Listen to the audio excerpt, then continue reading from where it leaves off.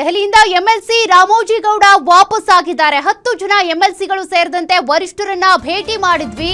ಪುಟ್ಟಣ್ಣ ಅವರಿಗೆ ಸಚಿವ ಸ್ಥಾನ ನೀಡುವಂತೆ ಮನವಿ ಮಾಡಿದ್ದೇವೆ ಅಂತ ರಿಯಾಕ್ಟ್ ಮಾಡಿದ್ದಾರೆ. ಮಂತ್ರಿ ಸ್ಥಾನ ಕೇಳಿದ್ದೇವೆ, ತಕ್ಷಣ ಸಿಗುತ್ತೆ ಅನ್ನೋದಲ್ಲ, ಪುಟ್ಟಣ್ಣಗೆ ಮಂತ್ರಿ ಸ್ಥಾನ ಸಿಗುವ ವಿಶ್ವಾಸದಲ್ಲಿದ್ದೇವೆ ಅಂತ ರಿಯಾಕ್ಟ್ ಮಾಡಿದ್ದಾರೆ. ಎರಡನೇ ಪಟ್ಟಿಯಲ್ಲಿ ಸಚಿವ ಸ್ಥಾನ ಸಿಗುವ ವಿಶ್ವಾಸವಿದೆ ಅಂತ ಮಾತನಾಡಿದ್ದಾರೆ. ದೇವನಹಳ್ಳಿ ಏರ್ಪೋರ್ಟ್ನಲ್ಲಿ ರಾಮೋಜಿಗೌಡ ಹೇಳಿಕೆ ಕೊಟ್ಟಿದ್ದು, ಎರಡನೇ ಪಟ್ಟಿಯಲ್ಲಿ ಮಂತ್ರಿ ಸ್ಥಾನ ಸಿಗುವಂತ ಭರವಸೆಯನ್ನ ವ್ಯಕ್ತಪಡಿಸಿದ್ದಾರೆ. ಪುಟ್ಟಣ್ಣಗೆ ಮಂತ್ರಿ ಸ್ಥಾನ ಸಿಗುವಂತ ವಿಶ್ವಾಸ ನಮಗಿದೆ ಅಂತೇಳಿ ಹೇಳಿಕೆ ಕೊಟ್ಟಿದ್ದಾರೆ. ಹಾಗಾದ್ರೆ ಎರಡನೇ ಪಟ್ಟಿಯಲ್ಲಿ ಪುಟ್ಟಣ್ಣಗೆ ಸಚಿವ ಸ್ಥಾನ ಸಿಗಬಹುದಾ? ಎರಡನೇ ಪಟ್ಟಿ ರಿಲೀಸ್ ಆದ್ಮೇಲೆ ಗೊತ್ತಾಗಬೇಕಾಗುತ್ತೆ.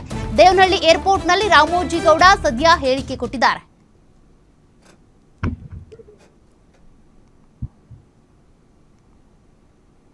ಹೈಕಮಾಂಡ್ ನೋಡ್ಕೊಂತಾರೆ. ನಾವು ನಮ್ಮ ಪುಟ್ಟಣ್ಣ ಅಂತ ಎಲ್ಲ MLCಗಳು ಒಂದು 10 ಜನ ಹೋಗಿ ಅವ್ರಿಗೆ ಮಂತ್ರಿ ಕೊಡಬೇಕು ಅಂತ ಹೇಳಿ ವಿನಂತಿ ಮಾಡ್ಕೊಂಡಿದೀವಿ.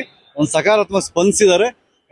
ಎಲ್ಲೋ ಒಂದ್ ಕಡೆ ಪುಟ್ಟಣ್ಣ ಅವ್ರಿಗೆ ಒಂದು ಸಿಗುವಂತ ಲಕ್ಷಣಗಳು ಕಾಣಿಸ್ತವೆ. ಅದನ್ನ ಮಾತಾಡ್ಕೊಂಡ್ ಬಂದ್ವಿ.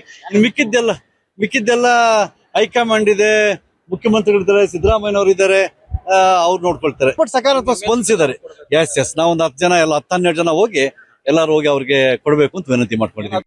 ಸಿಗುತ್ತೆ ಅದೇ ನಮ್ಗೇನು ಅಂದ್ರೆ ಸಿಗುತ್ತೆ, ಗ್ಯಾರಂಟಿ ಸಿಗುತ್ತೆ. ಅದರಲ್ಲಿ ಇವ್ರಿಗೊಂದು ಸ್ವಲ್ಪ ಕೊಡಿ ಅಂತ ನಮ್ಮ ಒಂದು 10-12 ಜನ ಒಟ್ಟಿಗೆ ಸೇರಿ, ಯಾಕಂದ್ರೆ ನಮ್ಮ ಜೊತೆಲಿ ಇರ್ತಕ್ಕಂಥವ್ರು ಅವ್ರಿಗೆ ಕೊಟ್ಟರೆ ನಮ್ಗೆ ಸ್ವಲ್ಪ ಅನುಕೂಲ ಆಗುತ್ತೆ. ಮತ್ತು ಮೇಲ್ಮನೆಯಲ್ಲಿ ಅವ್ರು ಸ್ವಲ್ಪ ಸ್ಟ್ರಾಂಗ್ ಆಗಿರೋದ್ರಿಂದ ಮತ್ತೆ 5 ಬಾರಿ ಗೆದ್ದಿರೋದು ಅವ್ರು ಕೊಡಿ ಅಂತ ನಾವು ವಿನಂತಿ. ಹೈಕಮಾಂಡ್